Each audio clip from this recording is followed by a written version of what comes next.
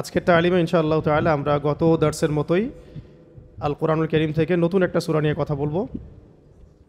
আমাদের আজকের নির্ধারিত সূরা হচ্ছে সূরাতুল ইখলাস। সূরাতুল ইখলাস। আচ্ছা, প্রথমে আসি যে সূরা শব্দের অর্থ কী। সূরা শব্দের অর্থ কী? অধ্যায়, অনুচ্ছেদ, চ্যাপ্টার। সূরা শব্দের আরেকটা অর্থ আছে, সেটা হলো উঁচু স্থান। উঁচু স্থান বা চূড়া। চূড়া, যেমন আমরা বলি পাহাড়ের চূড়া, এরকম উঁচু স্থান। এমনি সূরা বলতে অধ্যায়, অনুচ্ছেদ, চ্যাপ্টার বোঝায়, পাশাপাশি উঁচু স্থানও বোঝায়। তো সূরাতুল ইখলাস, যেটা অন্যান্য সূরাগুলোর ক্ষেত্রে আপনারা খেয়াল করবেন যে সূরার নাম ওই সূরার মধ্যে নির্ধারিত কোনো শব্দের মধ্যেই আছে। যেমন সূরা ফালাক, কুল আউযু বিরাব্বিল ফালাক, এখানে ফালাক শব্দ মওজুদ আছে। কুল আউযু বিরাব্বিন নাস, সূরার নাম সূরা নাস। এরকমই সূরাতুল বাকারা, সূরা বাকারার মধ্যে বাকারা শব্দ আছে কি নাই? আলে ইমরানের মধ্যে আলে ইমরান শব্দ আছে না? সূরা ইখলাসের মধ্যে ইখলাস শব্দ নাই। সূরা ইখলাসের মধ্যে ইখলাস শব্দ নাই। এই জন্য ইখলাস শব্দটা আলাদা করে শিখতে হবে। ইখলাস শব্দের অর্থ হচ্ছে একনিষ্ঠতা। ইখলাস শব্দের অর্থ একনিষ্ঠতা। প্রথম একটা কিস্সা বললাম, ওখানেও তো একটু ইশারা পাওয়া গেছে। ইখলাস শব্দের অর্থ হচ্ছে একনিষ্ঠতা, একাগ্রতা। আরও ভালো বাংলা কি হতে পারে? নিরঙ্কুশ, বা কি হতে পারে? নির্ভেজাল। হ্যাঁ, আন্তরিকতাও হতে পারে। একনিষ্ঠতাই সবচেয়ে সুন্দর শব্দ হচ্ছে। ইখলাস মানে একনিষ্ঠতা, মানে যেখানে কোনো ভেজাল নাই, ভেজাল মুক্ত, নিরঙ্কুশ কোনো বিষয়। তো ইখলাস শব্দটা প্রথমে মাক্কি না মাদানী এটা জানা দরকার। আল কোরআনের সূরাগুলো কতভাবে ভাগ করা যায়? দুই ভাগে। একটা হচ্ছে মাক্কি সূরা, এগুলো হলো মাদানী সূরা। মাক্কি সূরা কাকে বলে? যে সূরাগুলো হিজরতের আগে নাজিল হয়েছে সেগুলো মাক্কি সূরা। মাক্কি সূরার বিষয়বস্তু কি কি হয় সাধারণত? গত দার্সে বলেছিলাম তাওহীদ, রিসালাত, আখিরাত। তাওহীদ, রিসালাত, আখিরাত। মাদানী সূরাগুলোতে এগুলোর পাশাপাশি হুকুম, আহকাম, বিধিবিধান, হুদুদ, কিসাস এগুলো থাকে। ঠিক আছে, এগুলোর মাদানী সূরা। মাদানী সূরার সংখ্যা 28টা, মাক্কি সূরার সংখ্যা 86টা। তো এই সূরাটা মাক্কি না মাদানী, এটা নিয়ে ইখতিলাফ আছে। এটা নিয়ে ইখতিলাফ শব্দের অর্থ মত পার্থক্য।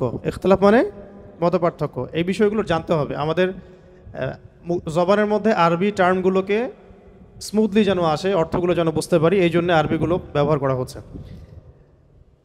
তো এখানে মত পার্থক্য আছে সাহাবায়ে কেরামদের মধ্যে। তবে এটাকে সমন্বয় করা যায় এভাবে যে এমন হতে পারে যে সূরাটা দুই জায়গাতেই নাজিল হয়েছে, মক্কাতেও মদিনাতেও। যেমন একটা ঘটনা আছে, সেটা হলো আব্দুল্লাহ বিন মাসউদ রাদিয়াল্লাহু আনহু থেকে। আব্দুল্লাহ বিন মাসউদ রাদিয়াল্লাহু আনহুকে কিন্তু বিশিষ্ট সাহাবী তিনি, এবং কোরআনের যারা রাইসুল মুফাসসিরিন, মানে কোরআনের সবচেয়ে বড় তাফসীর কারক, ব্যাখ্যাকারক সাহাবী, তাদের মধ্যে তিনি একজন। আব্দুল্লাহ বিন মাসউদ রাদিয়াল্লাহু আনহু। আবু জেহেলের গর্দান কেটে নিয়ে আসছিলেন যে সাহাবী। আব্দুল্লাহ বিন মাসউদ কোন সাহাবী? আবু জেহেলের বদর যুদ্ধে গর্দান কেটে নিয়ে আসছিলেন যে সাহাবী। আবু জেহেলকে তো প্রথমে একেবারে শেষ করে ফেলছিলেন দুজন আনসারি সাহাবী, তরুণ আনসারি সাহাবী, মুআজ রাদিয়াল্লাহু আনহুমা।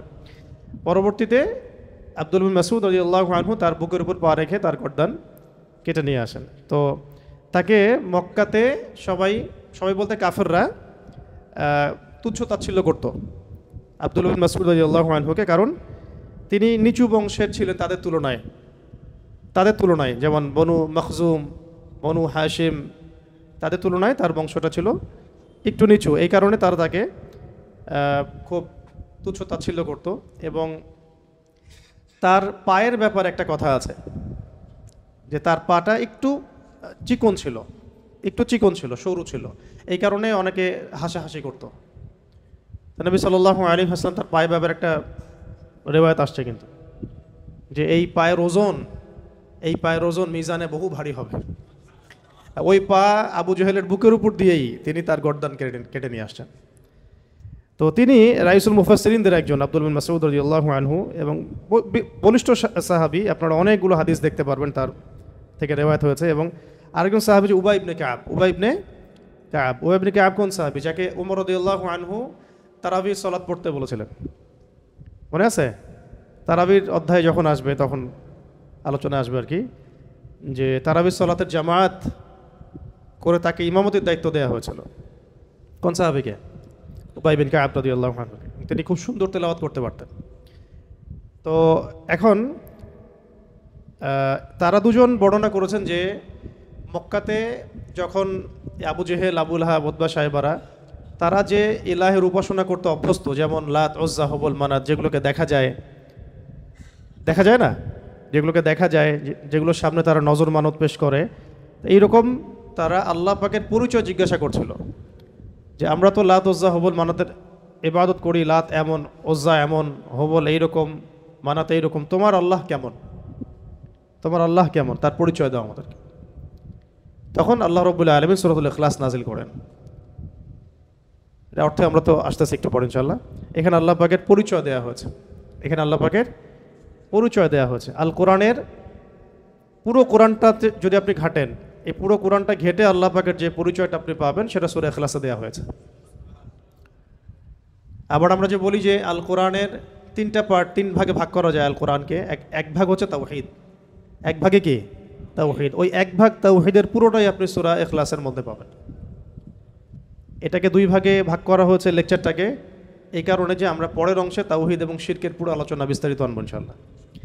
আচ্ছা, এরপরে আসেন, এই দুজন সাহাবী রিওয়ায়াত করেছেন যে এটা মাক্কি সূরা, এটা মাক্কি সূরা। মক্কায় আবু জেহেল, আবু লাহাবরা এইভাবে যখন তর্ক করছিল, আল্লাহ রাব্বুল আলামিন এইভাবে সূরা ইখলাস নাজিল করেন। আরেকজন সাহাবী আব্দুল্লাহ ইবনে আব্বাস রাদিয়াল্লাহু আনহু, আব্দুল্লাহ ইবনে আব্বাস রাদিয়াল্লাহু আনহু, উনিও বিখ্যাত সাহাবী, রাসূল সাল্লাল্লাহু আলাইহি ওয়াসাল্লামের চাচাতো ভাই আব্বাস রাদিয়াল্লাহু আনহু ছেলে। তো আব্দুল্লাহ ইবনে আব্বাস রাদিয়াল্লাহু আনহুকেও কিন্তু রাইসুল মুফাসসিরিন ধরা হয়। তিনি ছিলেন অনেক বড় একজন মুফাসসিরিন সাহাবীদের মধ্যে। তার ব্যাপারে রাসূল সাল্লাল্লাহু আলাইহি ওয়াসাল্লাম খাস করে দোয়া করেছিলেন। ঘটনাটা এমন ছিল যে একদিন নবী সাল্লাল্লাহু আলাইহি ওয়াসাল্লাম ওযু করছিলেন রাতের বেলা তাহাজ্জুদের সালাতের জন্যে।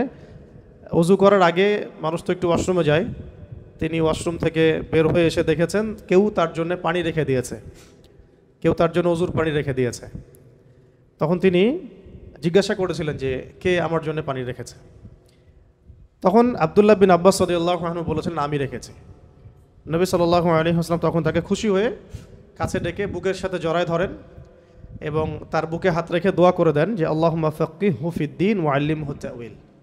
দোয়াটা হচ্ছে আল্লাহুম্মা ফাক্কিহহু ফিদ্দীন ওয়া আল্লিমহু তা'ওয়িল। আল্লাহ তাকে দ্বীনের গভীর বুঝ দান করুন এবং তাকে কোরআনের ব্যাখ্যার তৌফিক দান করেন। তা'ওয়িল মানে ব্যাখ্যা করা, ইন্টারপ্রিটেশন, আমরা যেটা ইংরেজিতে বলি কি ইন্টারপ্রিটেশন। তো এটা হলো রাসূল সাল্লাল্লাহু আলাইহি ওয়াসাল্লামের খাস দোয়া। এই দোয়ার বদৌলতে তিনি রাইসুল মুফাসসিরিন হয়ে গেছেন।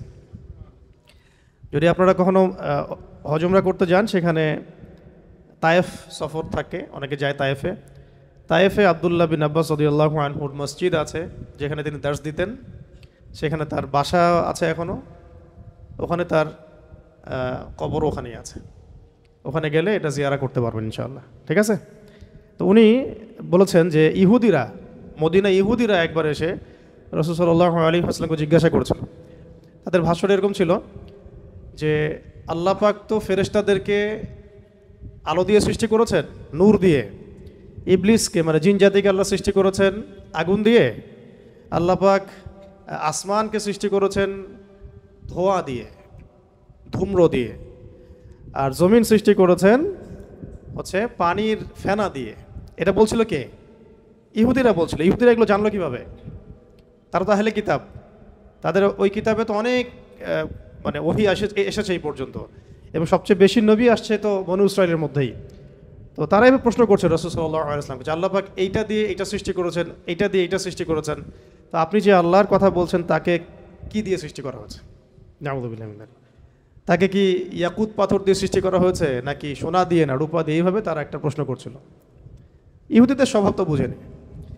তখন রাসূল সাল্লাল্লাহু আলাইহি ওয়াসাল্লাম চুপ ছিলেন। এই সময় ওহী আসছে যে বলুন কুল হুয়াল্লাহু আহাদ আল্লাহুস সামাদ লাম ইয়ালিদ ওয়া লাম ইউলাদ ওয়া লাম ইয়াকুল লাহু কুফুয়ান আহাদ। তো এটাও বর্ণনা আসছে যে মদিনাতেও এটা নাজিল হয়েছে। আবার একবার একটা বর্ণনা আসছে, এটাও আনাস রাদিয়াল্লাহু আনহু থেকে। আনাস রাদিয়াল্লাহু আনহুকে চেনা আছে? রাসূলুল্লাহ সাল্লাল্লাহু আলাইহি ওয়াসাল্লামের খাদেম ছিলেন। প্রায় 8 থেকে 10 বছর তিনি খেদমত করেছেন এবং তিনি নবীকে খুব কাছ থেকে পেয়েছেন। আনাস রাদিয়াল্লাহু আনহুর জন্যও তিনি দোয়া করেছিলেন। কিন্তু আনাস রাদিয়াল্লাহু আনহুর মা ছিল খুব বুদ্ধিমতী মহিলা। যখন তিনি মানে আমাদের নবীজি যখন মদিনায় হিজরত করে এসেছেন, তখন আনাস রাদিয়াল্লাহু আনহুর মা দ্রুত তার ছেলেকে নিয়ে গিয়েছেন, হে আল্লাহর নবী, আমার ছেলের জন্য দোয়া করে দেন। খাস করে এই যে মায়েদের ভূমিকা, আল্লাহওয়ালা মানুষদের কাছ থেকে দোয়া নিতে হয়। আল্লাহওয়ালা মানুষের কাছ থেকে কী নিতে হয়? দোয়া নিতে হয়। দোয়া দিয়ে অনেক কিছু হয়, বরং দোয়া দিয়েই অনেক কিছু হয়। পরে যে তৌফিকটা, মানে ধরেন কেউ আপনার জন্য দোয়া করে দিয়েছে, কোনো বুজুর্গ ব্যক্তি, আল্লাহর ওলি, হয়তো ওই দোয়ার বরকতেই আপনি ওই তৌফিক পাবেন, সেই এনার্জি পাবেন, সেই লাইব্রেরি পাবেন, সেই সোহবত পাবেন, সেই বই পাবেন, সেই ফুরসত পাবেন, যাতে করে আপনি বড় আলেম হতে পারেন। সব কিছু এর সাথে রিলেটেড হবে আর কি। তো আনাস রাদিয়াল্লাহু আনহু মা এইভাবে জিজ্ঞাসা করলেন, ইয়া রাসূলুল্লাহ, আমার ছেলের জন্য দোয়া করে দেন। তো তার জন্য নবী সাল্লাল্লাহু আলাইহি ওয়াসাল্লাম দোয়া করেছিলেন, আল্লাহুম্মা বারিক লাহু ফিমা আতাইতাহু। এরকম ছিল হয়তো বা দোয়াটা। আরেকটা বর্ণনা পাওয়া যায়, আল্লাহুম্মা বারিক ফি হায়াতিহি ওয়া ফি রিজকিহি ফি ইমানিহি ওয়া আমালিহি আও কামা ক্বালা আলাইহিস সালাম। অর্থ হচ্ছে যে, হে আল্লাহ, আপনি তার মধ্যে বরকত দান করেন। আল্লাহ, আপনি তার মধ্যে বরকত দান করেন, তার রিজিকে, আহলে, পরিবারে, জানে মালে আপনি বরকত দান করেন। কয়েকটা জায়গায় কয়েক রকম আসছে আর কি। তো আমরা বলি না বারাকাল্লাহু ফিক, এরকম। তো এই বরকতে আনাস রাদিয়াল্লাহু আনহুর এমন অবস্থা হয়েছিল যে মদিনায় কারো বাগানে খেজুর না ধরলেও তার বাগানে খেজুর ধরত। এবং তিনি বলতেন যে তিনি সবচেয়ে শেষে ইন্তেকালকারী সাহাবীদের একজন, লম্বা নেক হায়াত পেয়েছেন, প্রায় 100 বছরের ঊর্ধ্বে তিনি বেঁচেছেন আনাস রাদিয়াল্লাহু আনহু। এবং ইসলামের এই প্রথম স্বর্ণযুগ তিনি পেয়েছেন। প্রথম স্বর্ণযুগ মানে আবু বকর সিদ্দিকের জামানা, রাসূলের জামানা তো পেয়েছেনই, আবু বকর সিদ্দিকের জামানা, উমর ইবনে খাত্তাবের জামানা, ওসমান রাদিয়াল্লাহু আনহুর জামানা, আলী ইবনে আবি তালেবের জামানা, এই জামানাগুলো তিনি পেয়েছেন। কত সৌভাগ্যের বিষয়। তো এখানে একটা বর্ণনা আছে, ওইটাও বলে দেই আপনাদেরকে। এখানে প্রাসঙ্গিক একটা হাদিসও আছে। নবী সাল্লাল্লাহু আলাইহি ওয়াসাল্লাম একটা জায়গায় সাহাবীরা প্রশ্ন করছিলেন যে, ইয়া রাসূলুল্লাহ, সবচেয়ে সৌভাগ্যবান ব্যক্তি কারা? সবচেয়ে সৌভাগ্যবান ব্যক্তি কাদেরকে ধরা হতে পারে? অনেক জায়গায় অনেক বর্ণনা আসছে, তবে একটা বর্ণনা আমি বলছি এখানে, যে এক জায়গায় নবী সাল্লাল্লাহু আলাইহি ওয়াসাল্লাম ইশারা দিয়েছেন, ইরশাদ করেছেন যে সবচেয়ে সৌভাগ্যবান তারা যাদের জন্যে নেক হায়াতকে লম্বা করা হয়েছে, নেক আমলকে বৃদ্ধি করা হয়েছে। চমৎকার উত্তরটা, যাদের জন্য নেক হায়াতকে লম্বা করা হয়েছে, নেক আমলকে বৃদ্ধি করা হয়েছে। হাদিসে আসছে এভাবে, লিমান তালা উমরুহু ওয়া হাসুনা আমালুহু, লিমান তালা উমরুহু ওয়া হাসুনা আমালুহু। তো এটা থেকে চাইলে আপনারা বা আমরা দোয়াও করতে পারি। মানে আরবি জানলে এগুলো থেকে তো আপনি দোয়া বের করে ফেলতে পারবেন। এই হাদিসটা পড়ে আপনি দোয়া করলেন যে, হে আল্লাহ, আমাকেও তাদের অন্তর্ভুক্ত করেন যাদের নেক হায়াতকে লম্বা করা হয়েছে, নেক আমলকে বৃদ্ধি করা হয়েছে। তো এটাকে এখন আরবি দিয়ে আপনি বললেই দোয়া হয়ে গেল, বা বাংলায়ও বলতে পারেন যদি আরবি না জানেন। তো আরবিটা হবে এরকম, আল্লাহুম্মা ইজআলনি মিনহুম, আল্লাহুম্মা ইজআলনি মিনহুম লিমান তালা উমরুহু ওয়া হাসুনা আমালুহু। ঠিক আছে, এটা আরবি শিখাই দিলাম। আল্লাহুম্মা ইজআলনি মিনহুম লিমান তালা উমরুহু ওয়া হাসুনা আমালুহু। এই দোয়াটাও আপনারা প্র্যাকটিস করতে পারেন, চাইলে আমল করতে পারেন। তো আনাস রাদিয়াল্লাহু আনহু বলছেন, খায়বারের ইহুদিরা এরকম প্রশ্ন করেছিল। আবার নাজরান থেকে কিছু নাসারা আসছিল, নাজরান থেকে কিছু নাসারা আসে। নাজরান একটা জায়গা ছিল, খুব বিখ্যাত একটা জায়গা। কিন্তু এই নাজরানের খ্রিস্টানদের সম্পর্কে সূরা আল ইমরানেও আয়াত আছে, মুবাহালার আয়াতগুলো পড়বেন। তো এখানে তারা এসে জানতে চাইছে যে আল্লাহ রাব্বুল আলামিন কিসের তৈরি। নাউযু বিল্লাহি মিন যালিক। তো তখন এই উত্তরে সূরা ইখলাস নাজিল হয়েছে। অনেকগুলো বর্ণনা আসছে যে সূরা ইখলাস মক্কাতেও নাজিল হয়েছে, মদিনাতেও নাজিল হয়েছে। আবার এমন হতে পারে যে উভয় ক্ষেত্রেই আল্লাহ পাক নাজিল করেছেন, এমনও হতে পারে। এখানে ইখতিলাফটা মানে মৌলিক বিষয় না, মূল বিষয় হচ্ছে কোন প্রেক্ষাপটে নাজিল হয়েছে। যখন কাফেররা আল্লাহর পরিচয় জিজ্ঞাসা করেছে, মূল কারণটা কি? যখন কাফেররা আল্লাহর পরিচয় জিজ্ঞাসা করেছে, তাহলে ওখানে ওই সময় কাফের ছিল কারা কারা? এক, মুশরিকরা যারা মূর্তি পূজা করত। ওয়ার্ল্ডের সাথে মিলাবেন, এখনও কিন্তু ওয়ার্ল্ডে ওইরকমই কাফের আছে। এক ধরনের কাফের ছিল ওই সময় আবু জাহেল, আবু লাহাবরা, যারা মূর্তি পূজারী, মুশরিক। এদেরকে কি বলে? মুশরিকিন। এরা ছিল মুশরিক। এক প্রকার কাফের ছিল যারা ছিল প্রকৃতি পূজারী, গাছপালা, চন্দ্র সূর্য এগুলো উপাসনা করত। এরাও মুশরিক। আর এক প্রকার ছিল আহলে কিতাব, এখনকার ইরাক ইরানের কন্টিনেন্টে ছিল পারস্যের মানুষরা ওই সময়, ওদেরকে মাজুস বলা হতো। এখনও এই মাজুসি এই ধর্ম সরাসরি না থাকলেও মুসলিমদের মধ্যে কিন্তু এই সমস্যাগুলো আবার আসছে আর কি।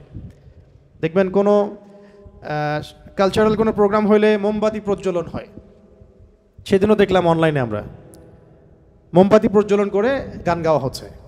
মোমবাতি প্রজ্বলন করে গান গাওয়া, আগুনকে সম্মান করে, এগুলো মাজুসদের কাজ, মাজুসি ধর্মের। এদের সাথে আমাদের যুদ্ধ হয়েছে, ভয়াবহ যুদ্ধ হয়েছে তাদের সাথে।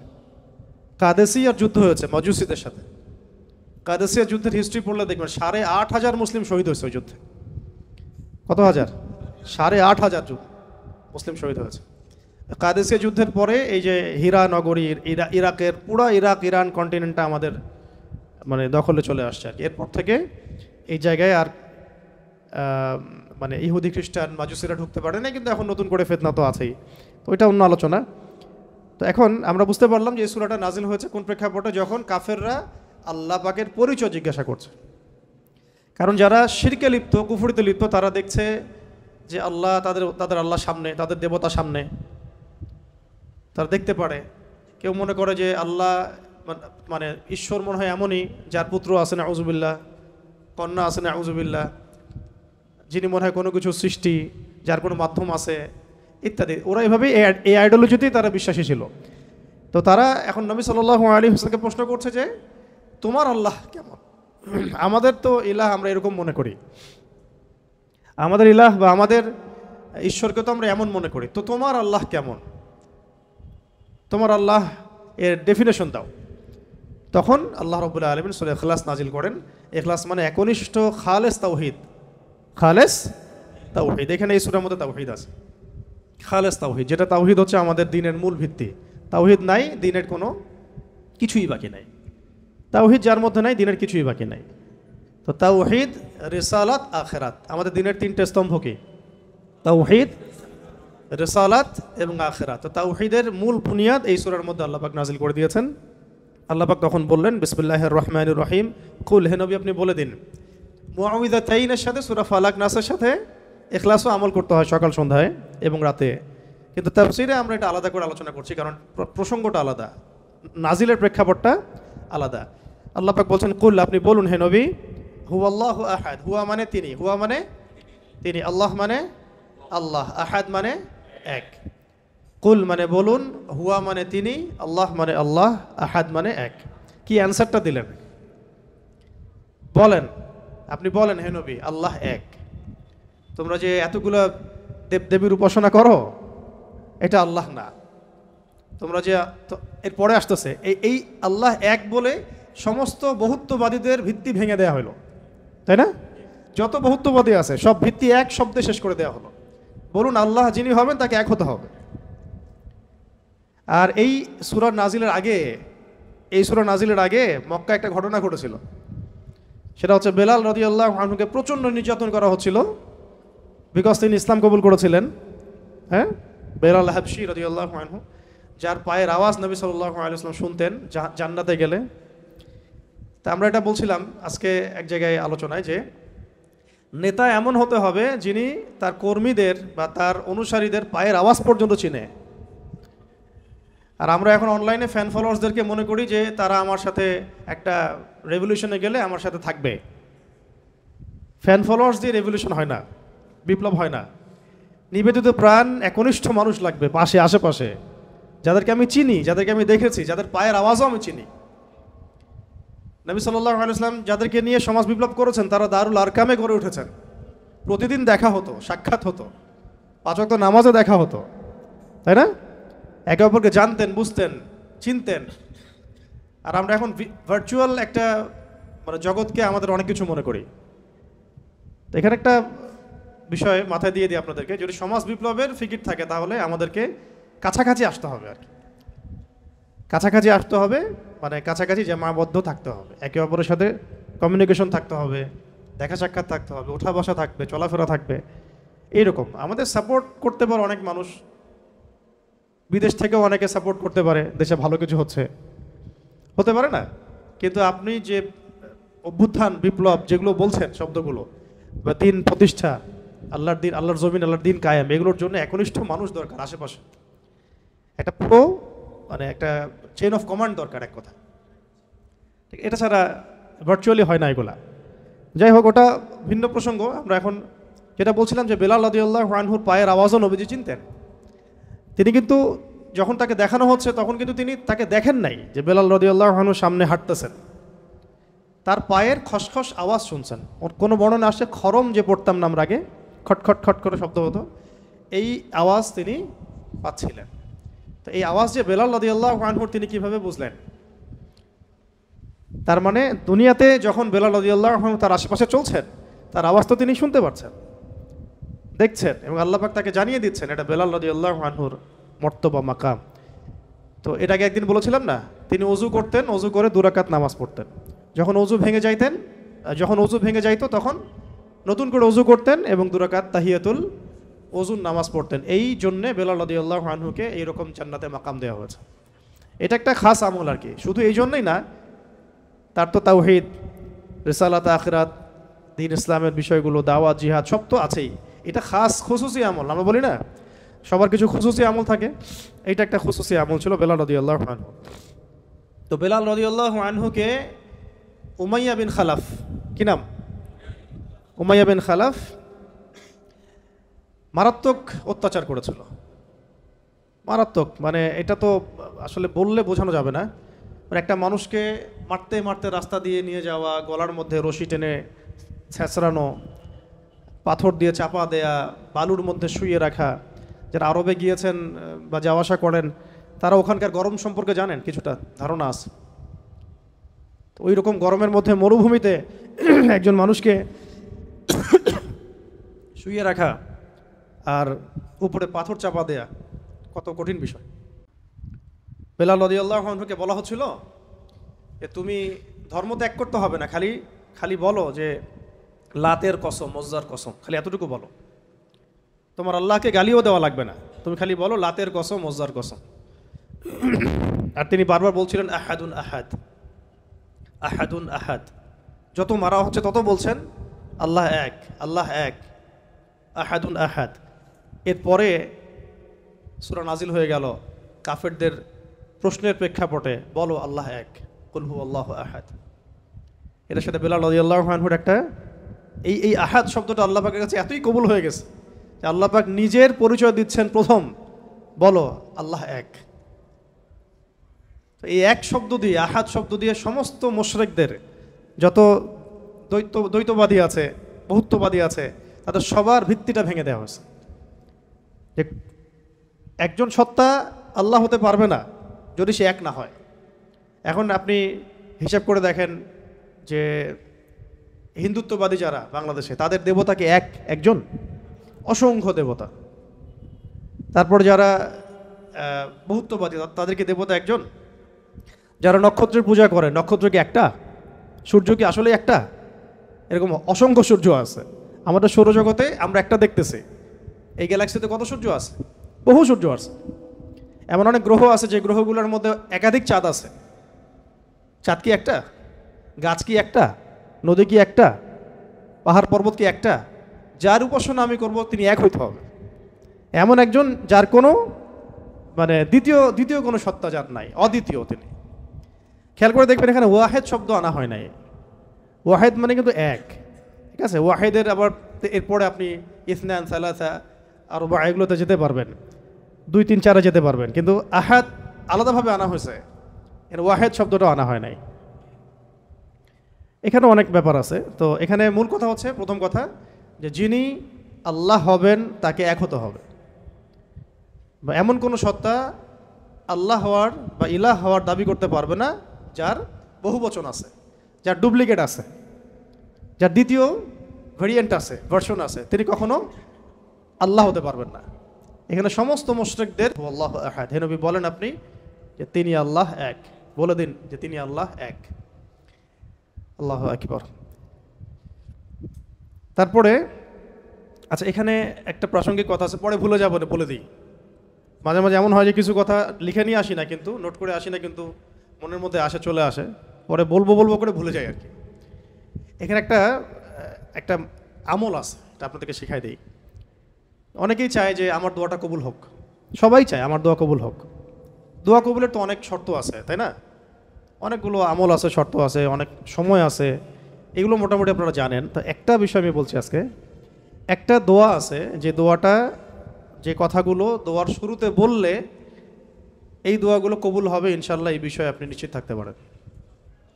যদি আপনার রিজিক হালাল হয়, ওই শর্তগুলো যদি পূরণ হয়, রিজিক হালাল হয়, বৈধ দোয়া হয়, হ্যাঁ, হারাম কিছু চাচ্ছেন না আপনি, বৈধ বিষয় চাচ্ছেন, হালাল খেয়ে চাচ্ছেন, এই শর্তগুলো পূরণ করে দোয়া করার আগে এই কথাগুলো বললে দোয়া কবুল হবে ইনশাআল্লাহ। আমি তো আর বলতে পারবো না 100% কবুল হবে, এটা তো আমার পক্ষে বলা সম্ভব না, কিন্তু সবচেয়ে শক্তিশালী যে ওসিলাগুলো দোয়া কবুল করানোর জন্য সেটা এটা একটা। আমাকে যদি বলেন যে আপনার জানা মতো সবচেয়ে বেস্ট ওসিলা কোনটা দোয়া কবুল, আমি বলবো এটাই। এটার সাথে আরও একটা আছে, ওটা আরেকদিন বলবো ইনশাআল্লাহ। সেটা হচ্ছে আপনি আল্লাহ রাব্বুল আলামিনের এই একত্ববাদের ওসিলা দিয়ে দোয়া করবেন। আল্লাহ পাকের এই তাওহীদের ওসিলা দিয়ে, একত্ববাদের ওসিলা দিয়ে দোয়া করবেন। এইভাবে বলা, পরে শুনে আপনারা মুখস্থ করে নিয়েন। দোয়া করার আগে আল্লাহ পাকের প্রশংসা করা, আলহামদুলিল্লাহটাও আল্লাহ পাকের প্রশংসা, এবং রাসূল সাল্লাল্লাহু আলাইহি ওয়াসাল্লামের প্রতি দরুদ শরীফ পড়া একবার, অন্তত একবার, চাইলে আপনি অনেক পড়তে পারেন। এরপরে যে বিষয়টা আপনি চাচ্ছেন তার আগে বলা যে আল্লাহুম্মা ইন্নী আসআলুকা বিআন্নী, আগে বলে নেই, আল্লাহুম্মা ইন্নী আসআলুকা বিআন্নী আশহাদু আন্নাকা আনতাল্লাহ লা ইলাহা ইল্লা আনত আল আহাদ আস সামাদ আল্লাযী লাম ইয়ালিদ ওয়া লাম ইউলাদ ওয়া লাম ইয়াকুল লাহু কুফুয়ান আহাদ। সূরা ইখলাস যে জানে সে এটা সহজেই বলতে পারবে। আল্লাহুম্মা ইন্নী আসআলুকা বিআন্নী আশহাদু আন্নাকা আনতাল্লাহ লা ইলাহা ইল্লা আনতাল আহাদ আস সামাদ আল্লাযী লাম ইয়ালিদ ওয়া লাম ইউলাদ ওয়া লাম ইয়াকুল লাহু কুফুয়ান আহাদ। এরপরে আপনি দরুদ শরীফ পড়ে দোয়া করা শুরু করবেন, ইনশাআল্লাহ দোয়া কবুল হয়ে যাবে। তাই যে ওজিফা বলে দিলাম, এখন হাদিয়া তোফা বাড়াই দিয়েন, ঠিক আছে ইনশাআল্লাহ? ওকে, আচ্ছা, এটা পরীক্ষিত আমল, ইনশাআল্লাহ দোয়া কবুল হবে ইনশাআল্লাহ। আরও যদি সুন্দর করতে চান তাহলে আল্লাহুম্মা ইন্নী আসআলুকা বিআন্নী আশহাদু আন্নাকা আনতাল্লাহ, এর সাথে লা ইলাহা ইল্লা আনতাল আহাদ আল ওয়াহিদ আস সামাদ আল্লাযী লাম ইয়ালিদ ওয়া লাম ইউলাদ ওয়া লাম ইয়াত্তাখিয ওয়ালাদান ওয়া লাম ইয়াকুল লাহু শারীকুন ফিল মুলক। আরও বলা যায় ওয়া লাম ইয়াকুল লাহু কুফুয়ান আহাদ। আরেকটা আছে আল্লাহুম্মা ইন্নী আসআলুকা বিআন্নী আশহাদু আন্নাকা আনতাল্লাহ লা ইলাহা ইল্লা আনতাল হান্নান আল মান্নান বাদিউ আস-সামাওয়াতি ওয়াল আরদ ইয়া যাল জালালি ওয়াল ইকরাম ইয়া হাইয়্যু ইয়া কাইয়্যুম বিরহমাতিকা আস্তাগীথ। এইটা দিয়ে দোয়া করা যেতে পারে শুরুতে, ঠিক আছে? এগুলো আমল করবেন ইনশাআল্লাহ। প্রথমটা তো সহজ, ওইটা বললাম, আল্লাহুম্মা ইন্নী আসআলুকা। একা দোয়া করলে আল্লাহুম্মা ইন্নী আসআলুকা, একসাথে করলে আল্লাহুম্মা ইন্না নাসআলুকা। একা করলে আল্লাহুম্মা ইন্নী আসআলুকা, একসাথে করলে তখন আল্লাহুম্মা ইন্না নাসআলুকা বিআন্নী আশহাদু আন্নাকা আনতাল্লাহ লা ইলাহা ইল্লা আনতাল আহাদ আস সামাদ আল্লাযী লাম ইয়ালিদ ওয়া লাম ইউলাদ ওয়া লাম ইয়াকুল লাহু কুফুয়ান আহাদ। এর অর্থ হচ্ছে, হে আল্লাহ, আমি এই ওসিলায় তোমার কাছে প্রার্থনা করছি, আর এটা জেনে আমি তোমার কাছে প্রার্থনা করছি, এইটার দাবি দিয়ে আমি তোমার কাছে প্রার্থনা করছি যে তুমি এক, তুমি অমুখাপেক্ষী, তুমি কাউকে জন্ম দাও নাই, কারো কাছ থেকে তুমি জন্ম নেও নাই, তোমার সমতুল্য কিছু নাই। এইটার ওসিলা দিয়ে আল্লাহ আমি তোমার কাছে প্রার্থনা করতেছি। এর চেয়ে বড় ওসিলা হয়? তাওহীদের চেয়ে বড় ওসিলা হয় না। এরপরে আরেকদিন আরেকটা ইনশাআল্লাহ শেখাই দেব। এটা গেল ওই যে বললাম বেলাল রাদিয়াল্লাহু আনহুর অত্যাচারের পরে নাজিল হওয়ার পর আল্লাহ রাব্বুল আলামিন প্রথম জানাই দিলেন যে বলো আল্লাহ রাব্বুল আলামিন এক। এই এক দিয়ে কি হয়েছে, সমস্ত বহুত্ববাদীদের যে ধর্মবিশ্বাসের যে ভিত্তি, এটাকে ভেঙে দেওয়া হয়েছে, ঠিক আছে? 2 নাম্বার হচ্ছে আল্লাহ পাক বললেন যে আল্লাহুস সামাদ, আল্লাহ অমুখাপেক্ষী শব্দটাকে সালাফগণ, আসলাফগণ, আকাবিরগণ অনেকভাবে ব্যাখ্যা করেছেন। আমি একটু ওইটা পড়ে শোনাই, তাহলে আপনাদের জন্য সুবিধা হবে। অমুখাপেক্ষিতাকে ইমামগণ কয়েকভাবে ব্যাখ্যা করেছেন যে আল্লাহুস সামাদ, এটাকে কয়েকটা ভাগে ভাগ করা যায়। যেমন একটু মনে রাখবেন, যেমন আব্দুল্লাহ বিন আব্বাস রাদিয়াল্লাহু আনহু, হাসান বসরি ও সাইদ ইবনে জুবাইর রহমতুল্লাহ আলাইহি বলেছেন যে এর অর্থ হচ্ছে আল্লাহ পাক নির্ভীক, যার কোনো ভয় নাই। আল্লাহু সামাদ মানে আল্লাহ পাক নির্ভীক, যার কোনো ভয় নাই। এমনিতে আমরা বাংলা বুঝলাম আল্লাহু সামাদ মানে আল্লাহ পাক অমুখাপেক্ষী, মানে যার কাউকে প্রয়োজন নাই, সমস্ত সৃষ্টির তাকে প্রয়োজন, এবং তিনি সমস্ত সৃষ্টি থেকে অমুখাপেক্ষী, কোনো জরুরত নাই সৃষ্টির কাছে তার। আল্লাহ পাক কারো কাছে রিজিক চান না, কারো কাছে আল্লাহ পাক রিজিক চান না। এমন না যে আমরা সবাই আল্লাহর ইবাদত করলে আল্লাহ পাকের শক্তি বেড়ে যাবে, মোটেই না। আল্লাহ পাক যেমন ছিলেন তেমনই থাকবেন।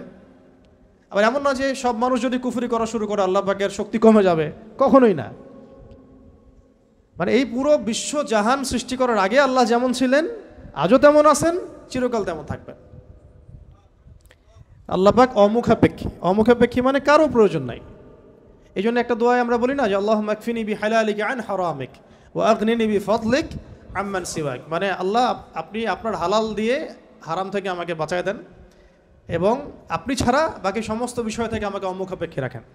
তা আমরা যদি আল্লাহর প্রতি মুখাপেক্ষী হই, তাহলে অন্য মাখলুকের প্রতি আমরা কি মুখাপেক্ষী হব? তা আমরা সবার থেকে অমুখাপেক্ষী হয়ে গেলাম। আল্লাহ পাক তার পুরো সৃষ্টি থেকে কি অমুখাপেক্ষী। এটাকে as-সামাদ শব্দ দিয়ে ব্যাখ্যা করা হয়েছে। তো ইমাম আব্দুল্লাহ বিন আব্বাস রাদিয়াল্লাহু আনহুর ব্যাখ্যায় বললাম যে এটা বলা হচ্ছে যে তার কোনো ভয় নাই, তিনি নির্ভীক, তার কোনো ভয় নাই। ইমাম শাআবী রহমতুল্লাহ আলাইহি বলেন যে সামাদ হচ্ছেন তিনি যিনি পানাহার করেন না। এক এক স্কলার এক একভাবে আসলাফগণ ব্যাখ্যা করেছেন। ইবনে জুবাইর রাদিয়াল্লাহু রহমতুল্লাহ আলাইহি বলেন যে as-সামাদ শব্দের অর্থ হচ্ছে তিনি সমস্ত গুণ এবং কর্মে নিখুঁত, তিনি সমস্ত গুণ এবং কর্মে নিখুঁত।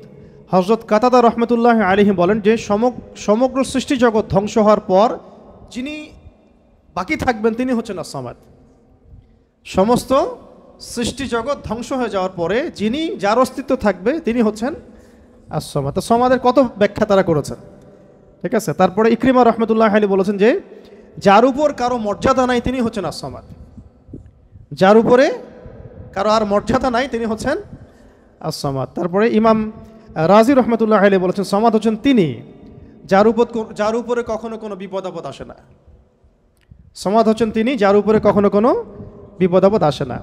তারপরে আবুল ওয়াইল শাকিক ইবনে সালামা রহমতুল্লাহ আলাইহি বলেন যে সামাদ হচ্ছেন তিনি যিনি সর্বত্র তার কর্তৃত্ব প্রতিষ্ঠা করতে পারেন, সর্বত্র যার কর্তৃত্ব তিনি প্রতিষ্ঠা করতে পারেন। কারো মতে, কোন কোন স্কলারের মতে সামাদ হচ্ছেন তিনি যিনি, সামাদ হচ্ছেন তিনি যার কাছে সমস্ত মাখলুককে প্রয়োজন পেশ করতে হয়, যার কাছে সমস্ত মাখলুককে প্রয়োজন পেশ করতে হয়। আর আরেকজন স্কলার তিনি বলেছেন সামাদ হচ্ছেন তিনি যিনি সমস্ত দোষ ত্রুটি থেকে মুক্ত, সমস্ত দোষ ত্রুটি থেকে মুক্ত। এগুলো আরও বিস্তারিত আপনারা পাবেন তাফসীরে জালালাইনের মধ্যে আছে, ঠিক আছে। এখন এই সামাদ শব্দ দিয়ে তাহলে কি করা হচ্ছে, ওই বহুত্ববাদীদের পর যাদের ধর্মবিশ্বাস কিছুটা বাকি থাকে তাদের ভিত্তিটাকে গুড়িয়ে দেওয়া হচ্ছে। তো ইলাহ হতে হবে এমন যার কোনো ভয় নাই, যার কোনো ভয় তাকে কখনো স্পর্শ করে না। ইলাহ হতে হবে এমন একজন সত্তাকে যিনি কারো মুখাপেক্ষী নন। যত স্ট্যাচু আছে এগুলো তো মুখাপেক্ষী, ওকে তো বানানো হয়েছে, সে তো নিজেকে বানায় নাই, সে কারো মুখাপেক্ষী, সে তো খালেক না, সেও মাখলুক। তারপরে যারা মানুষ যারা নিজেদেরকে বিশ্বমঞ্চে বড় বড় করে ফুটিয়ে তোলে বা নিজেদেরকে রবের আসনে অধিষ্ঠিত করার চেষ্টা করে, তারা কি অমুখাপেক্ষী? তারাও মুখাপেক্ষী, সবাই মুখাপেক্ষী। আবার ইহুদিরা যে ধর্মবিশ্বাসে চলছে তারা কি অমুখাপেক্ষী? নাসারাদের ক্ষেত্রেও সেম, তারা মুখাপেক্ষী। মাজুসিরা তারাও এমন ইলাহের উপাসনা করে যারা মুখাপেক্ষী। শুধুমাত্র মুসলিমরাই এমন একজন ইলাহের উপাসনা করে বা ইবাদত করে, উপাসনা না ইবাদত করে, যিনি অমুখাপেক্ষী, সমস্ত ত্রুটি থেকে মুক্ত, বিচ্যুতি থেকে মুক্ত, যিনি সমস্ত দোষ ত্রুটি থেকে মুক্ত, যিনি হচ্ছেন কারো কাছে কিছু চান না, সবাই তার কাছে চায়, যাকে কখনো বিপদ আপদে স্পর্শ করে না, যিনি পানাহার করেন না, যিনি তার সৃষ্টি এবং কর্মে নিপুণ, এবং যার উপরে কারো কোনো মর্যাদা নাই। এবং যখন সৃষ্টি জগৎ ধ্বংস হয়ে যাবে যিনি বাকি থাকবেন তিনি হচ্ছেন আল্লাহ রাব্বুল আলামিন। তো এখানে as-সামাদ শব্দের অনেক গভীর কথা আছে, ব্যাখ্যা আছে আর কি। এগুলো নিয়ে ইনশাল্লাহ আমরা আরও পরে সেশনে করবো ইনশাল্লাহ। আজকে আমরা একটু কোড আলোচনা করতেছি। 3 নম্বরে আল্লাহ রাব্বুল আলামিন বলেছেন যে বলুন হে নবী যে আল্লাহ তিনি লাম ইয়ালিদ ওয়া লাম ইউলাদ। বলুন তো সামনে কমন নেওয়া হয়েছে, কুল বলুন আল্লাহ এক, আল্লাহুস সামাদ, আল্লাহ আস-সামাদ, আল্লাহ অমুখাপেক্ষী। আপনি বলে দিন হে নবী যে লাম ইয়ালিদ ওয়া লাম ইউলাদ। লাম ইয়ালিদ তিনি জন্ম দেন নাই, লাম ইয়ালিদ মানে তিনি জন্ম দেন নাই। এটা দিয়ে কাদের ভিত্তি ভেঙে দেওয়া হলো? ওই যে ইহুদি খ্রিস্টানদের, যারা আল্লাহর পুত্র সাব্যস্ত করে, কন্যা সাব্যস্ত করে, ওদের ধর্মবিশ্বাসের ভিত্তি ভেঙে দেওয়া হলো। লাম ইয়ালিদ তিনি জন্ম দেন নাই। তো এমন একজন সত্তাকে আল্লাহ হতে হবে যিনি কাউকে জন্ম দেন না কখনো। আমরা এই দুনিয়াতে যা দেখছি সব কিছু কিন্তু জন্মিত বা জন্ম দিচ্ছে বা জন্মিত। মানুষের কথা বলেন, আপনি যে কোনো মাখলুকের কথা বলেন, এমনকি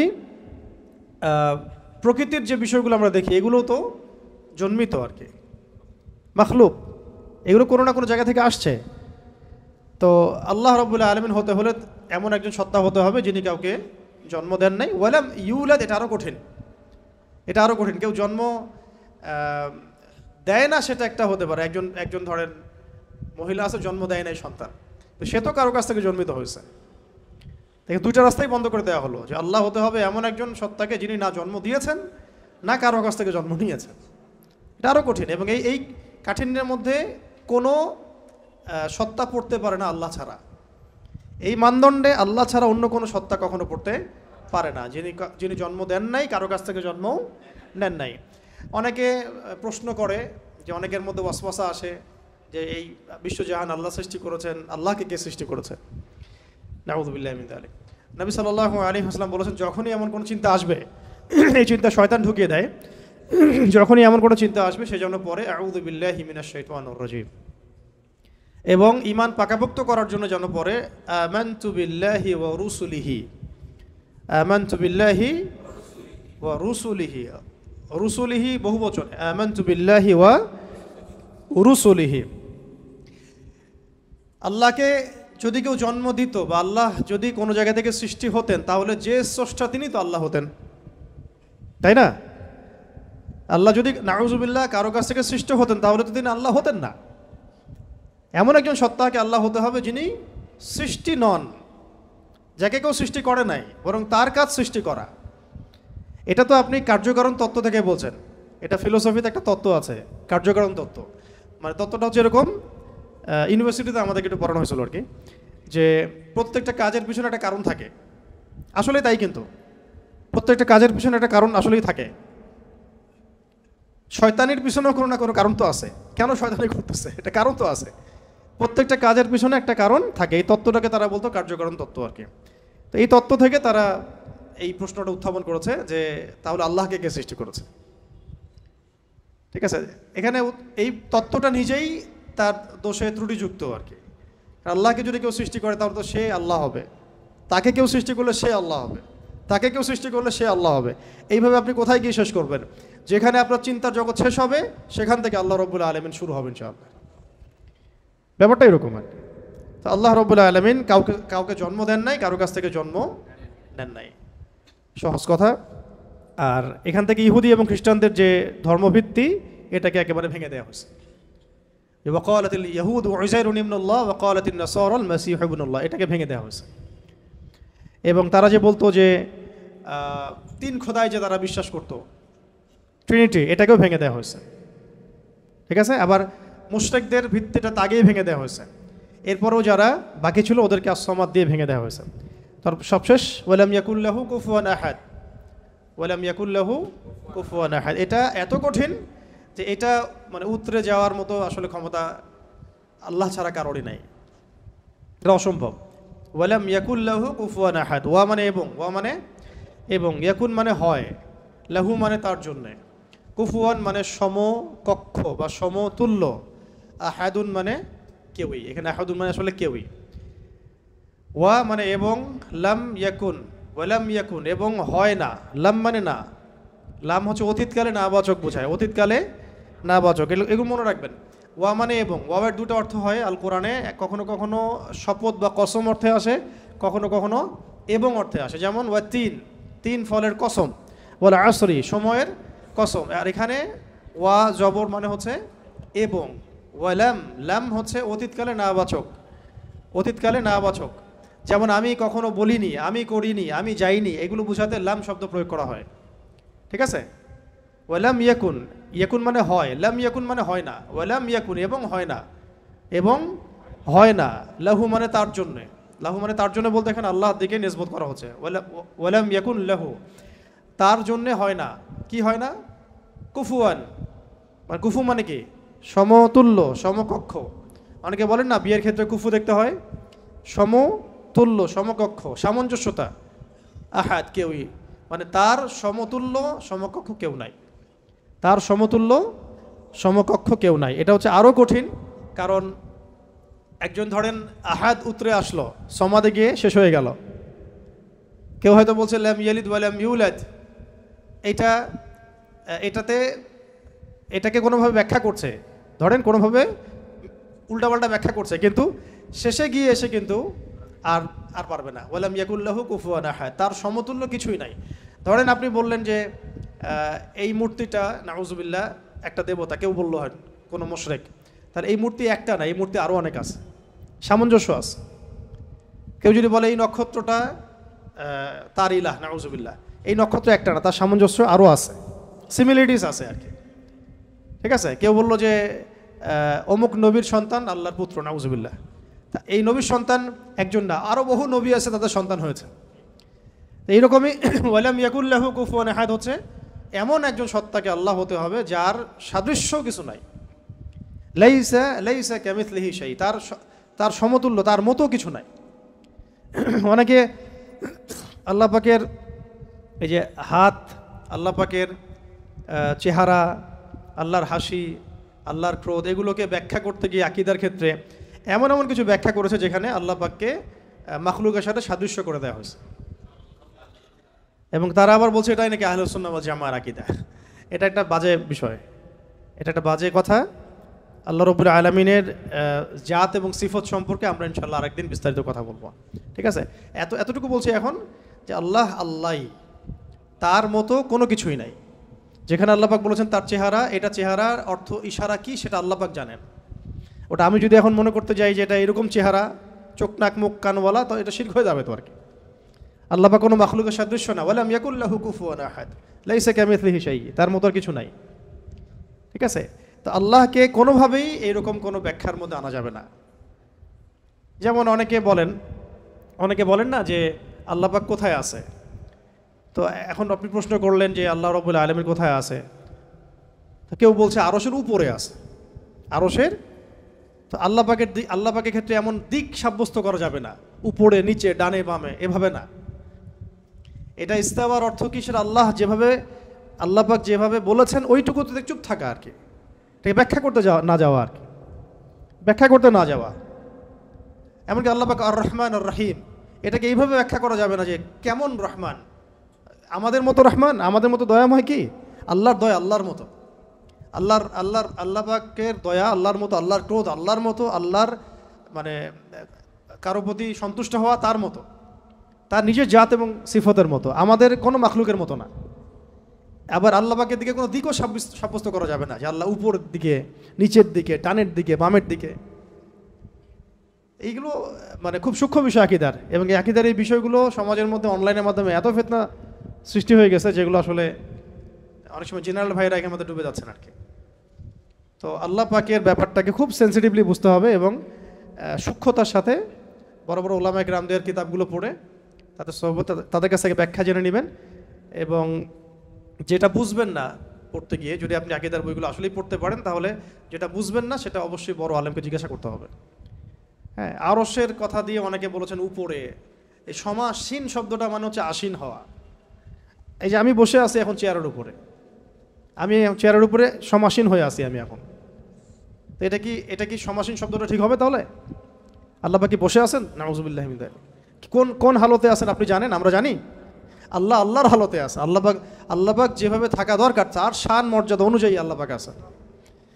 তো এই ব্যাপারগুলো খুব সূক্ষ্ম, কিন্তু এই জন্য আমি বলছি এইটার আরেকটা দার্স লাগবে পরের ক্লাসে ইনশাল্লাহ। ওই দিন আমরা তাওহীদের পুরো বিষয়গুলো, খুঁটিনাটিগুলো জানবো ইনশাল্লাহ। পাশাপাশি শিরকের বিষয়গুলো লিস্ট করা হচ্ছে, যতগুলো কাজ শিরক এগুলো আপনাদেরকে বলে দেবো ইনশাল্লাহ। মানে এখন যেগুলো দেখা যায়, এছাড়াও আরও অনেক শিরক আছে যেটা সামনে আসবে আর কি। হ্যাঁ, আসতে পারে, কারণ যেভাবে যুগ বদলায় সেভাবে শিরকের ভেরিয়েন্টও বদলাচ্ছে। যেভাবে যুগ বদলাচ্ছে না, শিরকের ভেরিয়েন্টও বদলাচ্ছে, কিন্তু উসুলগুলো জানা থাকলে আমরা ভুল করবো না ইনশাল্লাহ। ঠিক আছে, তো আমরা এখানে সূরা ইখলাসের মূল কয়টা অর্থ জানলাম, সরল অনুবাদ। তাহলে অর্থ ধরলে পারবেন তো এখন থেকে ইনশাল্লাহ। কুল শব্দের অর্থ বলুন, কাকে বলতে বলা হচ্ছে? রাসূল সাল্লাল্লাহু আলাইহি ওয়াসাল্লামকে। কেন বলতে বলা হচ্ছে? কারণ কাফেররা জিজ্ঞাসা করেছে আল্লাহ কেমন, তোমার আল্লাহ কেমন, প্রকৃতি জিজ্ঞাসা করছে, আল্লাহ পাক সম্পর্কে জানতে চেয়েছে। আল্লাহ পাকের ডেফিনেশন কোন সূরা আছে? ইখলাস। এই সূরাকে বলা হয় তাওহীদের সূরা, একনিষ্ঠতা। ঠিক আছে, খালেস তাওহীদ। এবং কোরআনের যে 3টা ভাগের কথা বললাম, 3 ভাগের 1 ভাগই হচ্ছে তাওহীদ। এই কারণে এই সূরাকে আল কোরআনের 3 ভাগের 1 ভাগ বলা। এখন বুঝতে পারছেন যে হাদিসে আসছে না যে এই সূরা ইখলাস হচ্ছে কোরআনের 1/3 সমান। 1/3 কেন? কারণ কোরআনের 3 ভাগের 1 ভাগ হচ্ছে তাওহীদ।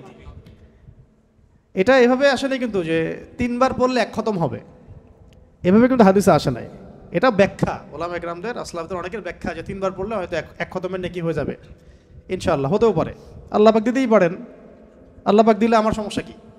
তো এইভাবে হাদিসে আসে না যে 3 বার পড়লেই 1 খতমের নেকি হবে, এইভাবে হাদিসে আসে না। আসছে যে এই সূরা হচ্ছে কোরআনের 3 ভাগের 1 ভাগ, 1/3 সমান, 1/3 সমান। এটাও একটা ব্যাখ্যা যে কোরআনের 3 ভাগের 1 ভাগ জুড়ে তাওহীদ আছে। বাকি 1 ভাগ কি আছে? বাকি 1 ভাগ আছে না, বাকি 1 ভাগ আছে ইতিহাস, হিস্ট্রি, পূর্ববর্তী নবীদের অনেক ঘটনা, এইগুলো আছে 1 ভাগ। ঠিক আছে, আর 1 ভাগ আছে আহকাম, হুকুম আহকাম, এগুলো করো এগুলো করো না, হ্যাঁ, দিক নির্দেশনা। আর এমনি আমরা বলছি আমাদের দিনের যে মূল 3টা ভিত্তি, সেটার মধ্যে একটা হচ্ছে তাওহীদ, একটা রিসালাত, একটা হলো আখিরাত। আচ্ছা, এখন আসেন শেষ করি, আমরা 10টা বেজে আছে। এখন আর 2-1টা কথা বলে আমি শেষ করি আজকের মতো। যে আমরা জানলাম এই সূরা শানে নুজুল কি, অর্থগুলো কি। আচ্ছা, অর্থগুলো একবার রিপিট করে নেই। কুল মানে কি বলুন? হু আল্লাহ। হুয়া মানে কি? তিনি। হুয়া মানে তিনি, এখানে আল্লাহকে সাব্যস্ত নিসবত করা হচ্ছে। আল্লাহ মানে আল্লাহ, আহাদ মানে এক। আচ্ছা, আল্লাহ শব্দটা কিন্তু নিজেই ইসমে আজম, আল্লাহ শব্দটা নিজেই কিন্তু ইসমে আজম।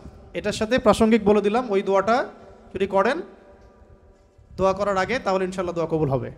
কোনটা? আল্লাহুম্মা ইন্নী আসআলুকা বিআন্নী আশহাদু আন্নাকা আনতা আল্লাহ লা ইলাহা ইল্লা আনতাল আহাদুস সামাদুল লাযী লাম ইয়ালিদ ওয়া লাম ইউলাদ ওয়া লাম ইয়াকুল লাহু কুফুয়ান আহাদ। এটা একটা।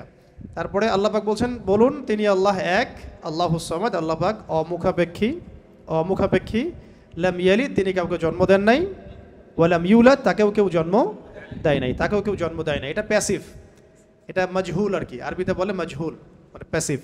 লাম ইয়ালিদ তিনি কাউকে জন্ম দেন নাই, ওয়া লাম ইউলাদ তাকেও কেউ জন্ম দেয় নাই। আর ওয়া লাম ইয়াকুল লাহু কুফুয়ান আহাদ, ওয়া মানে এবং, লাম শব্দ প্রয়োগ হয় কখন? অতীতকালে নাবাচক বোঝাতে। ইয়াকুন মানে হয়, ওয়া লাম ইয়াকুন মানে হয় না, এবং হয় না, লাহু মানে তার জন্যে বা তার জন্যে, কুফুয়ান মানে সমতুল্য বা সমকক্ষ, আহাদ মানে কেউই। তাহলে তার সমতুল্য বা তার সমকক্ষ কেউ নাই। আচ্ছা, আজকে আমরা যতটুকু জানলাম আর কি, একটা হলো সূরাতুল ইখলাসের নামকরণ, তারপরে এর অর্থগুলো, এটা মাক্কি সূরা না মাদানী সূরা, এর শানে নুজুল, এগুলো জানা হয়েছে, এবং সংক্ষিপ্ত শাব্দিক অনুবাদ জানা হয়েছে। বাকি এর আরও বেশ কিছু বিষয় আছে, যেমন এর মধ্যে তাওহীদ আছে, তাওহীদের প্রকরণগুলো, যেমন তাওহীদ রুবুবিয়্যাত, তাওহীদ উলুহিয়্যাত, তাওহীদ আসমা সিফাত, ইনশাআল্লাহ আমরা আগামী দার্সে জানবো। এবং তাওহীদের ফজিলত, তাওহীদ না থাকলে কি হবে, এবং তাওহীদের বিপরীত শিরক কাকে বলে, এবং এর ক্ষতিকর দিকগুলো কি কি, শিরকের কুফল এবং এর শাস্তি, এবং শিরকের প্রকারভেদ, যেমন আকীদার ক্ষেত্রে শিরক, আমলের ক্ষেত্রে শিরক, কথার ক্ষেত্রে শিরক, এবং গোপন শিরক বা রিয়া। এর সাথে আধুনিক বিশ্বে যে শিরকগুলো দেখা যায় সেগুলোর তালিকা। এই জিনিসগুলো ইনশাআল্লাহ আমরা আগামী দার্সে জানবো। এর সাথে ঈমান ভঙ্গের 10টা কারণ,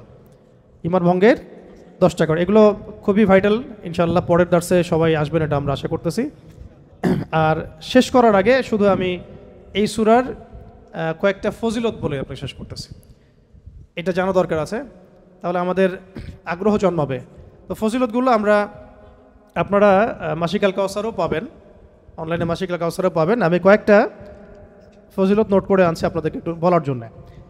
এক নাম্বার, ঠিক আছে, একটু মনে রাখেন, ফজিলত জানলে কি হয়, ওইটার উপর আমল করার আগ্রহ বাড়ে।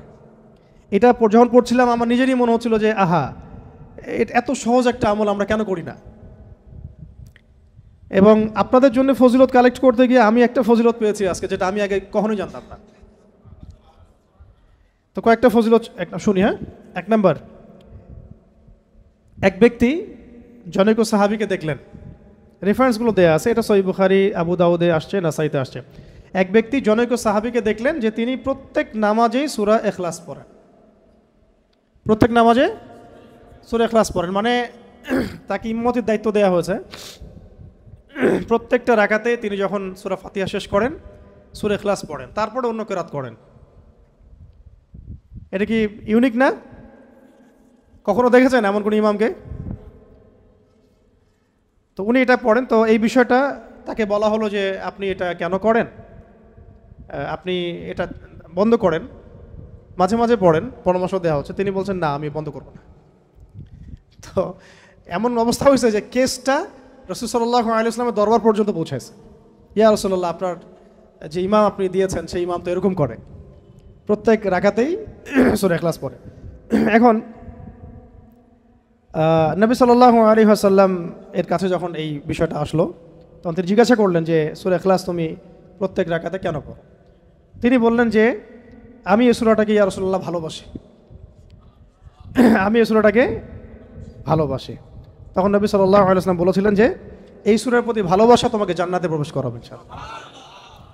কেন তিনি সূরাটাকে ভালোবাসতেন এটারও ব্যাখ্যায় হাদিসে আরও ব্যাখ্যা আসছে, যে বলা হচ্ছে তিনি এই সূরাটাকে ভালোবাসতেন এই কারণে যে এখানে আল্লাহ পাকের তাওহীদ আছে, এখানে আল্লাহ পাকের তাওহীদ আছে। তো আল্লাহ পাকের তাওহীদকে যে ভালোবাসবে, তাওহীদকে ধারণ করবে, তাওহীদ প্রচার এবং প্রতিষ্ঠার জন্য কাজ করবে, তার মর্তবা কী হইতে পারে আপনি চিন্তা করেন। তো তাওহীদ নিয়ে আলোচনা আমরা পরের দর্শে ইনশাআল্লাহ আসবো, ঠিক আছে? ওকে, আরেকটা বর্ণনা আসছে যে নবী সাল্লাল্লাহু আলাইহি ওয়াসাল্লাম একবার সব সাহাবীদেরকে, আশেপাশে যারা ছিলেন ওই সময়, সবাইকে জড়ো করলেন। তো তারা মনে করলেন যে খুব গুরুত্বপূর্ণ একটা হয়তো বড় কোনো নির্দেশনা আসবে। তো নবী সাল্লাল্লাহু আলাইহি ওয়াসাল্লাম সবাইকে জড়ো করে বললেন, আমি তোমাদের সবাইকে আল কোরআনের 3 ভাগের 1 ভাগ তেলাওয়াত করে শোনাবো। নবীজি বললেন সাল্লাল্লাহু আলাইহি ওয়াসাল্লাম, আমি তোমাদের সবাইকে আল কোরআনের 3 ভাগের পুরো 1 ভাগ তেলাওয়াত করে শোনাবো, সবাই এদিকে আসো, কাছে আসো। সবাই জড়ো হলেন। তো নবী সাল্লাল্লাহু আলাইহি ওয়াসাল্লাম পড়লেন যে বিসমিল্লাহির রহমানির রহিম, কুল হুয়াল্লাহু আহাদ, আল্লাহুস সামাদ, লাম ইয়ালিদ ওয়া লাম ইউলাদ ওয়া লাম ইয়াকুল লাহু কুফুয়ান আহাদ। তো এটা বলে তিনি কিন্তু ভিতরে চলে গেছেন বাসায়, সাহাবীরা দাঁড়াই আছে যে সম্ভবত কোনো জরুরত হয়েছে আমাদের নবীজির, হয়তো আবার আসবেন, এসে আবার বলবেন। এসে তিনি বলছেন এটা হচ্ছে কোরআনের 3 ভাগের 1 ভাগ, এটা হচ্ছে কোরআনের 3 ভাগের 1 ভাগ। সুবহানাল্লাহ, সুবহানাল্লাহ। 3 ভাগের 1 ভাগের তো একটা ব্যাখ্যা আমি বললাম। এছাড়া এমনও যে 3 ভাগের 1 ভাগে তাওহীদের পুরো ফজিলত, তেলাওয়াতের নেকি আল্লাহ পাক দিয়ে দিতে পারেন ইনশাআল্লাহ। এখান থেকে অনেক স্কলার ব্যাখ্যা করেছেন যে 3 বার পড়লে 1 খতমের নেকি হবে। তো এইভাবে সরাসরি হাদিসে আসে নাই। আচ্ছা, আরেকদিন 3 নম্বর হাদিস, নবী সাল্লাল্লাহু আলাইহি ওয়াসাল্লাম বললেন, এটা হাদিসে আসছে আবু সাঈদ খুদরি রাদিয়াল্লাহু আনহু থেকে, তিনি বললেন যে তোমরা কি প্রত্যেক রাতের বেলা এটা পড়তে বলা হচ্ছে, তোমরা কি প্রত্যেক রাতে কোরআনের 1/3 তেলাওয়াত করতে পারো না? তোমরা কি প্রত্যেক রাতে আল কোরআনের 1/3 তেলাওয়াত করতে পারো না? সাহাবীরা বললেন, ইয়া রাসূলুল্লাহ, বিষয়টা তো অনেক কঠিন মনে হচ্ছে। তখন নবী সাল্লাল্লাহু আলাইহি ওয়াসাল্লাম বললেন, না, এটা সহজ, আমলটা সহজ, কারণ সূরা ইখলাসই হচ্ছে কোরআনের 1/3। সূরা ইখলাস হচ্ছে আল কোরআনের 1/3। এইরকম সাহাবীগণ অন্য বর্ণনায় বলেছেন যে ইয়া রাসূলুল্লাহ, আমরা তো দুর্বল, আমরা প্রতি রাতে 1/3 কেমন করে তেলাওয়াত করব? তো নবীজি বললেন যে বলো, কুল হুয়াল্লাহু আহাদ, আল্লাহুস সামাদ, লাম ইয়ালিদ ওয়া লাম ইউলাদ। আল্লাহ পুরো কোরআনকে 3 ভাগে ভাগ করেছেন। একটু আগে আমি বললাম আল্লাহ তাআলা পুরো কোরআনকে 3 ভাগে ভাগ করেছেন, এর মধ্যে সূরা ইখলাসটাই 3 ভাগের 1 ভাগ। সূরা ইখলাসটা হচ্ছে 3 ভাগের 1 ভাগ। আচ্ছা, তো এরকম বেশ কিছু বর্ণনা আছে মানে সিমিলার আর কি, ওটা আমি রিপিট করছি না। তবে আমি যে কয়েকটা বলতে চাচ্ছিলাম সেটা হলো যে এটা 4 নাম্বারটা, এটা ভালো করে শোনেন, খুব ভালো করে শোনেন। একবার নবী করিম সাল্লাল্লাহু আলাইহি ওয়াসাল্লাম একটা সফরে ছিলেন এবং সফরে তো অনেক ঘটনাই ঘটে। এক পর্যায়ে জনৈক সাহাবীকে তিনি শুনলেন তিলাওয়াত করছেন কুল ইয়া আইয়ুহাল কাফিরুন। কোন সূরা? সূরা কাফিরুন তেলাওয়াত করছেন, কুল ইয়া আইয়ুহাল কাফিরুন। তিনি শুনলেন এক সাহাবী তেলাওয়াত করছেন। এটা শোনার পরে তিনি বললেন যে সে শিরক থেকে পবিত্র হয়ে গেছে, সে শিরক থেকে পবিত্র হয়ে গেছে। এই জন্য একটা বর্ণনা আসছে রাতের বেলা সূরা কাফিরুন পড়লে আল্লাহ পাক তাকে শিরক থেকে হেফাজত করবেন ইনশাআল্লাহ। আর আরেকজনকে তিনি পড়তে শুনলেন কুল হুয়াল্লাহু আহাদ। একজন পড়ছিল সূরা কাফিরুন, আরেকজন সাহাবী পড়ছিলেন সূরা ইখলাস। তখন নবীজি বললেন তাকে মাফ করে দেওয়া হয়েছে, তাকে মাফ করে দেওয়া হয়েছে। সুবহানাল্লাহ, সুবহানাল্লাহ। আরেকটু আগে যে বর্ণনা বলেছি ওইটা এখানেও আছে, যে ইমাম আনাস রাদিয়াল্লাহু আনহু থেকে একটা বর্ণনা আসছে যে আনসারী একজন সাহাবী ছিলেন, মসজিদে কুবা ইমামতি করতেন। যখনই তাকে ইমামতি করতে দেওয়া হতো তিনি সূরা ফাতিহার সাথে অন্য সূরা মিলিয়ে সূরা ইখলাস পড়তেন। তো এই বিষয়টা রাসূল সাল্লাল্লাহু আলাইহি ওয়াসাল্লামের কাছে যায় এবং তিনি বলেন যে তুমি এই কাজটা কেন করো, আবশ্যিকভাবে এটা করার কারণ কি? তিনি বলেছিলেন যে উহিব্বুহা ইয়া রাসূলুল্লাহ, আমি এই সূরাটাকে আমি ভালোবাসি। তখন নবী সাল্লাল্লাহু আলাইহি ওয়াসাল্লাম বলেছিলেন যে এই সূরার প্রতি ভালোবাসা, যে হুব্বুকা ইয়াহা আদখালাকাল জান্নাহ, এই সূরার প্রতি যে ভালোবাসাটা, এই ভালোবাসাই তোমাকে জান্নাতে প্রবেশ করাবে ইনশাআল্লাহ। এটা একটা বর্ণনা আসছে। এরকম আরও সিমিলার বর্ণনা আছে। আরেকদিন আবু হুরায়রা রাদিয়াল্লাহু আনহু তিনি বলছেন যে আমি রাসূল সাল্লাল্লাহু আলাইহি ওয়াসাল্লামের কাছে বসেছিলাম, এমন সময় এক ব্যক্তি সূরা ইখলাস তেলাওয়াত করা শুরু করলো। তখন নবী সাল্লাল্লাহু আলাইহি ওয়াসাল্লাম বললেন যে ওয়াজাবাত। কি বললেন? ওয়াজাবাত, ওয়াজিব হয়ে গেছে। ওয়াজাবাত মানে ওয়াজিব হয়ে গেছে, ওয়াজাবাত মানে ওয়াজিব হয়ে গেছে। আমি জিজ্ঞাসা করলাম ইয়া রাসূলুল্লাহ, ইয়া রাসূলুল্লাহ, কি ওয়াজিব হয়ে গেছে, কি ওয়াজিব হয়ে গেল?